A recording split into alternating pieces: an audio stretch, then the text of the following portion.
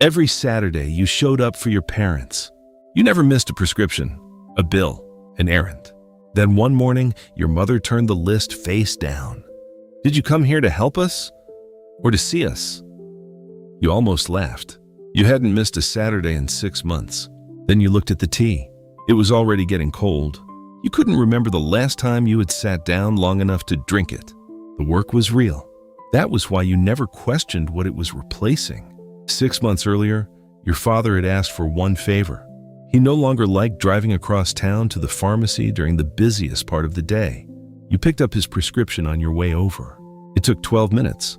Afterward, your mother made sandwiches, and your father spent half an hour telling you about a man arguing over an expired coupon. The following week, they needed help understanding an electricity bill, then groceries, then a phone call about an insurance notice. Nothing marked the moment the visits changed. One request just led to another. Soon, you arrived already thinking about the route home. You checked the mail while your mother made tea. You opened the refrigerator while your father told you about the neighbor's new dog. You answered from behind the door. Really? That's funny. You remembered that they needed milk. You did not remember how the story ended.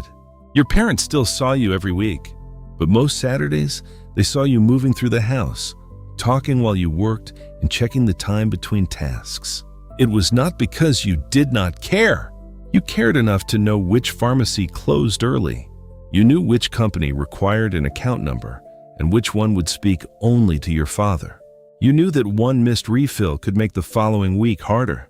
You knew that an unopened letter could become a late fee. So, when your mother asked you to sit down, you did not hear a simple invitation. You heard, "Leave important things unfinished," and that felt irresponsible. That was why her question felt almost absurd. You had arrived 20 minutes late that morning.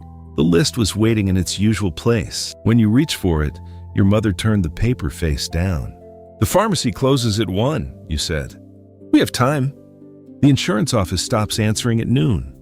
Your father looked at the upside-down list. "Which one actually has to happen today?" You started to answer, then stopped. There were 5 items. Only the prescription could not wait. Your father pointed to it. "Do that one." Your mother pushed the cup toward you. "The rest can wait until we finish this." "I only have until 2, you said. Your mother nodded. "That's what I mean." "What does that mean?" "You always arrive with somewhere else to be." The sentence felt unfair. You had given them nearly every Saturday for 6 months. You had moved appointments, postponed errands, and answered work messages from their driveway. "I come here to help." "We know," your mother said. "Then why are we arguing about a cup of tea?" She looked at the chair across from her. "We're not arguing about tea." Your father turned the list over again. 2 lines had been crossed out before you arrived. "What were those?" you asked. "Nothing urgent." "Then why were they written down?" He paused. "We didn't want the list to look too long." That was new information. Your parents had started deciding which problems were important enough to use your Saturday. A letter could remain unopened another week. A question could wait until the next appointment. A grocery item could be removed because they did not want you making another stop. They appreciated your help. They had also begun protecting you from how much help they needed. "If something matters, you have to tell me." Your voice became practical again. "Otherwise, how am I supposed to know?" Your mother leaned back. "You think you have to know everything." You wanted to say that somebody did. The tasks were spread across different companies, different passwords, and different days. Each one looked small. Together, they filled the week. You had become the person who remembered what needed to happen next. That role made you useful. And once everyone depended on it, stopping felt dangerous. Your father slid the list away from you. "Go to the pharmacy after tea." You looked at your watch, then at the cup, then at the list. You could still make it before closing. So you sat down. At first, the conversation was awkward. Your mother asked about your daughter's college applications. Your father disagreed with the advice you had given her. Your mother told him he was answering a question nobody had asked. You laughed. 10 minutes passed. Nothing on the list had changed, but the room felt different. The tasks had given you something clear to do. A prescription had a pickup time. A bill had a phone number. An appointment had a date. Sitting down was less clear. It meant noticing that your parents' week had become quieter. It meant hearing the same names appear less often because friends had moved or stopped visiting. It meant accepting that your place in the family was changing. The work kept your hands busy. It also kept the conversation on safer ground. Your mother lifted her cup. "You do so much for us," she said.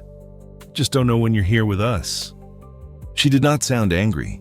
That made it harder to dismiss. Your father began telling you the story about the neighbor's dog again.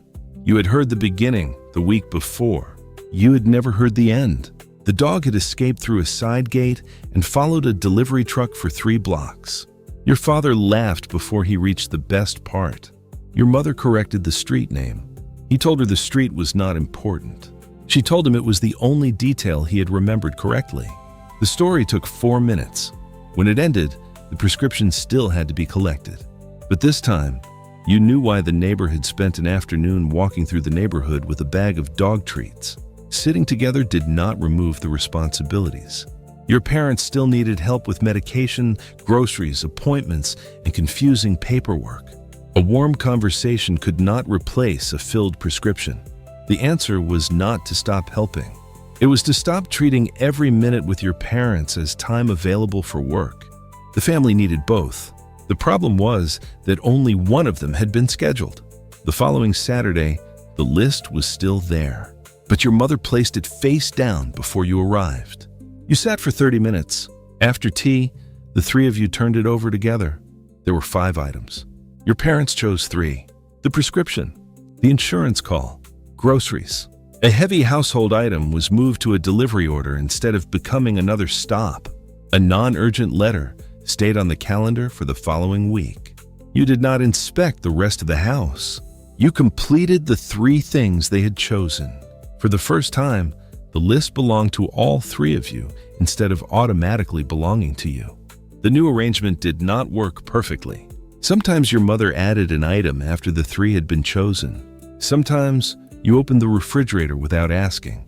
Sometimes your father said he had handled something when he had only moved the letter to another drawer. But now you could name what was happening.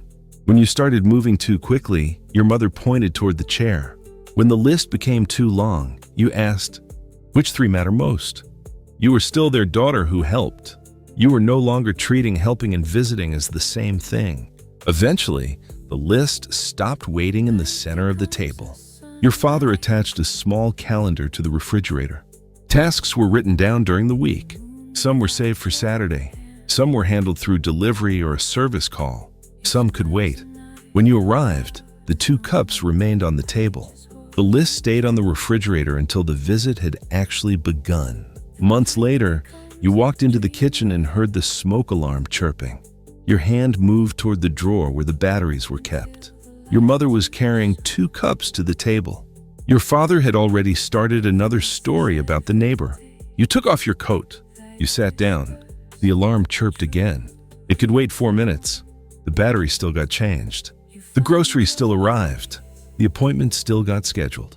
Your parents still needed your help. But this time, you heard the whole story before you reached for the list.